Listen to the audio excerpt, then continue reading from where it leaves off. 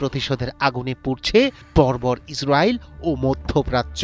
ইসরায়েলের Haifa নৌঘাঁটি, Ramat David বিমান ঘাঁটি এবং সামরিক শিল্প স্থাপনাগুলোতে হামলার মধ্য দিয়ে শুরু হয় ট্রু প্রমিজের নতুন ধাপ। আইআরজিসির দাবি, উত্তর ইসরায়েলের কৌশলগত কেন্দ্র হাইফায় নৌঘাঁটি ও সামরিক উঠোনে নির্ভুল আঘাত হেনেছে তারা। একই সঙ্গে জিজরিল উপত্যকায় অবস্থিত রামাত ডেভিড বিমান ঘাঁটি, যা উত্তর ফ্রন্টে ইসরায়েলের অন্যতম প্রধান অপারেশনাল ঘাঁটি, সেটিকেও লক্ষ্যবস্তু করতে সক্ষম হয়েছে খামেনির যোদ্ধারা। রক্ষা পায়নি বেতশেমেশ ও আজদোদে সামরিক শিল্প স্থাপনাগুলো। আজদোদের শিল্প এলাকায় প্রতিরক্ষা উৎপাদন ও সামরিক সরঞ্জাম রক্ষণাবেক্ষণের সঙ্গে যুক্ত অবকাঠামোতে হামলার দাবি করেছে আইআরজিসি।